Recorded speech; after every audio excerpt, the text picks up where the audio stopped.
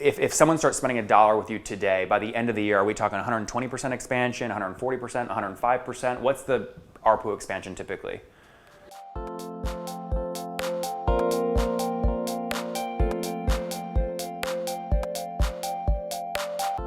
you remember what first year revenue was? And where are you guys at now in terms of number of customers? Update us today. How much total have you raised? Jonathan, what's up, man? Where are we? Whose office is this? So welcome to SeamlessDocs. Nice, yeah. Cool spot. So we're in New York, right? New York City. When did you launch the company? About 4.5, 5 years ago now. Okay, so take us around the office here. What's happening up here? So this is engineering row. This is our CTO in the corner. What's up, man? How are you?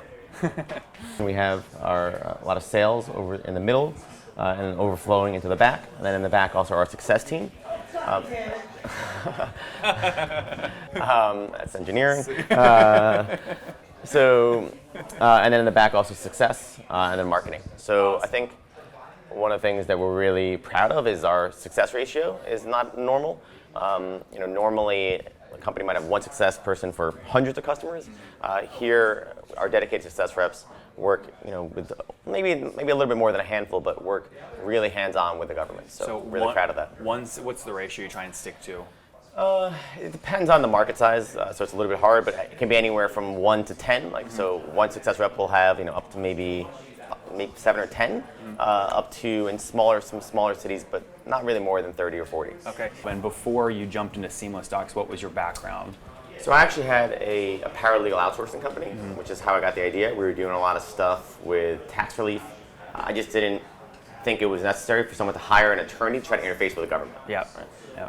And pay thousands of dollars to do that. So ultimately the goal was, how do we create a TurboTax-like experience for every form or every government form? And now 5 years later, we're working with hundreds of governments and large state agencies. So and these are give me an example. These are towns, municipalities, cities. Yeah, so all of the above. So we'll work everyone with New York State DMV to help make that experience more efficient, as to small cities in Utah, to cities like Newark and Boston. How many employees total? So we're a little over 50 people now. Okay, 50. And we're hiring about, I think, 5 or 6 right now. Okay, and what's it like hiring in New York City, especially on the engineering front? I mean, what's your strategy for onboarding those kinds of folks? Yeah, we're really lucky. So one of the things about SeamlessDocs is that we're exclusively work with government. And why that's important is we're mission-based. So our motto here is government is beautiful. So with that, it makes it, I think it's a unique aspect of what we do. So everyone here believes that government is beautiful. Absolutely. He says with a smile. All right, good. Government Absolutely. It's actually it's a prerequisite to work here. So in our culture, we say that the first thing, it's a culture of questions. Second is work-life balance. And the third is passion. Yep. And then you shouldn't be working at SeamlessDocs unless you're passionate about changing the way the government works. Did you know from the onset when you created the company that you were going to focus exclusively kind of on government forms, or did it take you a while to figure out that was the niche that you were going to end up in? Yeah, I think that's probably one of the most important lessons I learned the hard way. And my biggest recommendation to any entrepreneur is that focus, right? I think as soon as we want it to be all things to all people. We want it to work with small businesses. We wanted to work with insurance companies. We wanted to work with HR companies. But as soon as we found government that focus, everything almost became easier in a way. Because now when you're building a product, you're not building a product for 7 different use cases. You're building a product for just government. So you launched it in 2011. Do you remember what first year revenue was? I mean, probably close to zero. Close to zero? Like under 100 grand? Yeah. Okay. And funding history. So when did you raise your first round? So we raised, so our story was, we spun it out. And what do you mean you spun it out? So I had a paper processing company and ended up meeting my co-founder, Chachi Camejo, and we started the company. It was actually based in Southern Florida at the time. And we were able to raise a little bit of seed. I think we raised 100 grand. It was equivalent of friends and family, except I met them online. Were these forums you were on, or chat rooms, or how do you? Literally, this is pre-AngelList, I think. So it was gobignetwork.com. I don't think it's around anymore. And I actually paid $500 to do a listing, young entrepreneur looking for money. On Craigslist or something? Essentially, it was basically doing a Craigslist post. And I had 2 responses. One I spoke to for like 5 minutes and never spoke to ever again. And the other happened to be this really amazing man, Jamie Dewar, who was this, and we ended up talking for like 3 or 4 months, and he wrote our first check. That's great. For how much? What was it? I think 100 grand, something like that? I think it was like 50 to, I think it ended up being 125 grand, but it was like 50, and then he ended up on more. Yeah, and then we ran out of that money, and then luckily he wrote another check, I think for like 75, and then at the same time we got into the ERA, which is an accelerator program in New York. Okay. So when we did that, relocated the company to New York. And what was their deal? Is it 5% for 200? It was like something, yeah, it was something like that. And then what was great about that is then like I literally went from like having negative 10K in a bank account to Jamie writing the second check to getting it to ERA. To then, within 4 months, we raised about $1 million. Got it. And then update us to today. How much total have you raised? So we did $1 million, and then we raised our Series A, which was $5 million, and then we raised another about 6 and change for our last round. So we raised about $12 million today. Okay, and when was that last round? In March. March of last year. Yeah. So you're raising another round right now, right? Possibly. All right, let's sneak back to your desk. New personality. So Mark, what are you doing at SeamlessDocs? VP of Solutions. Okay. Yeah. And you don't use VP of Sales. I feel like that's intentional. Why is that? Yeah, it is intentional because we're definitely trying to provide solutions to the many government agencies that we work with. Mm-hmm. Why it's not a sale? A sale ends. Right? A sale is completed when they sign that deal. For us, that's not how we like to think of it. We're creating a solution, which means Mark's job doesn't end when the contract's signed. So that's actually where it begins in a weird way. And from a solution, we want to be a comprehensive. We want to really be a comprehensive. It's not like we sell. If you're a vendor, you sell a service, you sell a good, and you hand it to them. You give them Microsoft Word, and then they go. Right? That's a sale. With us being a solution provider, we really think of ourselves as not a vendor but a partner.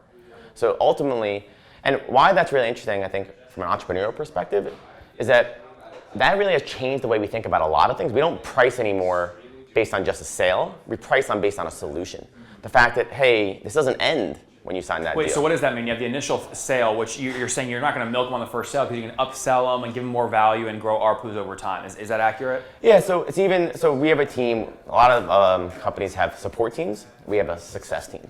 And why that's really important is we need to make sure that our pricing gives us enough resources where we can get in a car, we can get on that plane, and we can show up at your government and actually work with you. We can also, when you call, we can answer the phone right away and be that help. And I think that a lot of software companies, when they're first starting, they don't really think about that.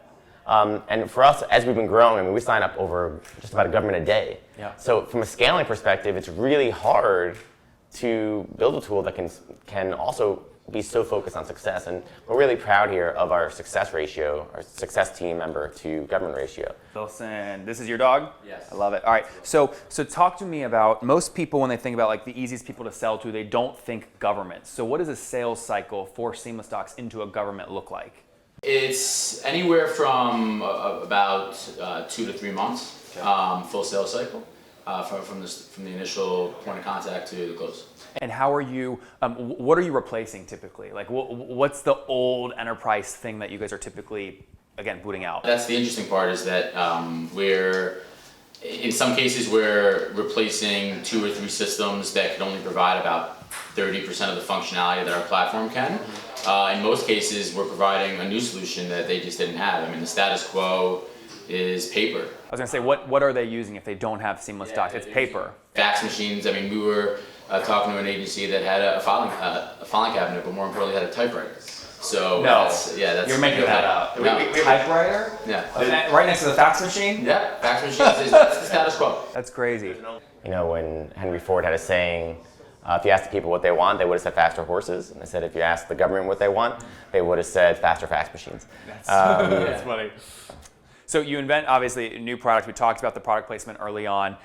Give us a story, right, about a customer, maybe in New York, or maybe even better, like a small town. What's a municipality that's using you, and how are they using you? We just closed a pilot with New York State DMV. Okay.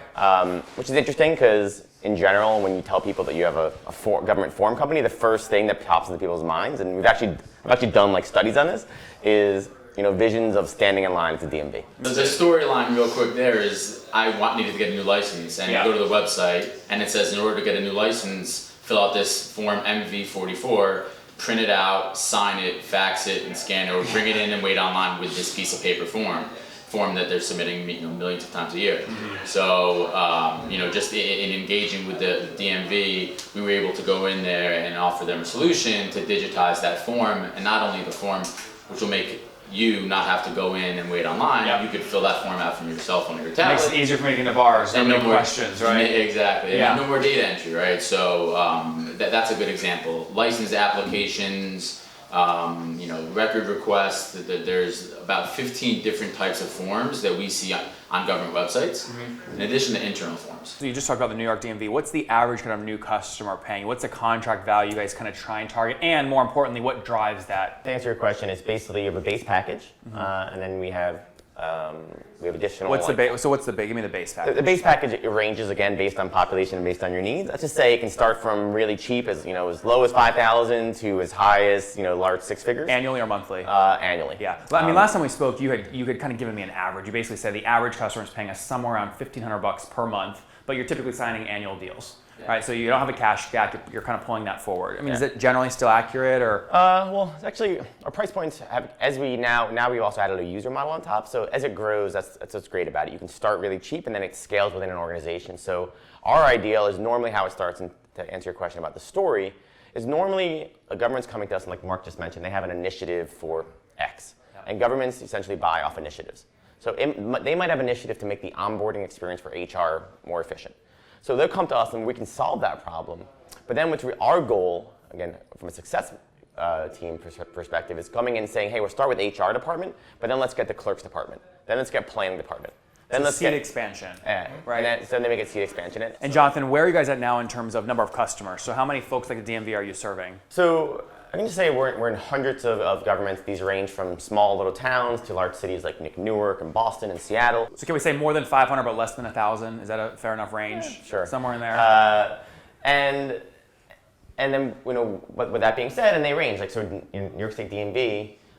What's interesting about that relationship is we're starting with 3 or 4 forms, but those forms are filled out millions of times. Yeah. Versus maybe a small town, they might have 200 using us for 200 forms, so each of those forms is filled out maybe a couple hundred times each. Yep. So I think that's what's really interesting about our solution in general is how flexible it is, and so we can. And I think that's also part of our mission, our goal. We're from a small town in New Jersey, population 7,000. Crescent, New Jersey. They're actually a proud SeamlessDocs customer. You both are? Yeah. Oh, nice. You go to college together, high school? So I don't know if you noticed the last name. So this is actually my brother. What? You didn't tell me that. You don't even, I would not have guessed that. Yeah. So you have to guess who's older. Wait. So what's it like working with your brother? So go Cougars. It's great. I mean, I think, as I like to say, it's the entrepreneurial journey is a roller coaster, and it can be really difficult, but can also be incredibly so rewarding. And who better to do that with your own brother? And he's a fair brother, right? So he gave you 50%. Yeah. It's exactly equal, so parents are happy at the Thanksgiving table, right? Absolutely. All right, a few more minutes here before we wrap up. So we talked about customers. We talked about kind of the initial sign up. We talked about why you call it success versus a sale. A good measurement of success over time is looking at churn. Right, so yes or no, are you guys, I imagine you're in net negative revenue churn annually, is that accurate? Yeah, absolutely. Okay, and so if someone starts spending $1 with you today, by the end of the year, are we talking 120% expansion, 140%, 105%? What's the ARPU expansion typically?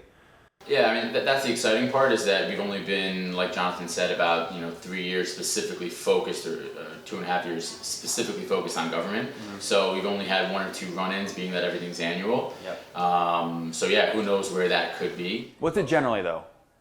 Generally. Yeah, so usually about 150%. That's killer. Yeah, it's a lot. And also something also exciting that we haven't talked about too much. So SeamlessDocs, when we first started, we were a form automation platform, which ultimately means that we can take an existing government PDF and bring that online, and now allows you to fill up any device. You can add payments, attachments. You can have an e-signature. But when you click submit, not only does it create a database of that information, but then we just actually launched something really exciting called the GRM. And talking about our government focus, the GRM is essentially the first ever CRM built with government for government. Oh, fascinating. And I alluded before, I mentioned that we we're really one of the first software companies, or at least SaaS, software as a service companies, that build exclusively a product for government. Yep. And I think that's hopefully it will become more of the norm, and it's really been inspiring to see other companies pop up that is just doing that. Because traditionally it's been like, hey, here's this software, let's plug it in, but that's just not how government works. And the GRM, essentially the government relationship manager, the goal there is we're fundamentally understanding that governments, they need the process a little bit differently.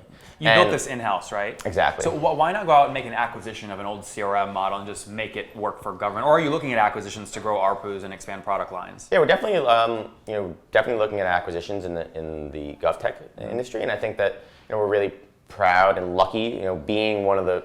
I mean, keep in mind when Mark and I first started selling government, GovTech wasn't a word. I mean, I think that's really interesting. I mean, GovTech now has become part of the tech colloquial, and when we first started, it wasn't a thing. Actually, it's really funny. So 3 of my investors, which are exclusively GovTech and government innovation focused, I should say, are the GovTech Fund, Urban Us, which does urban tech, and 1776.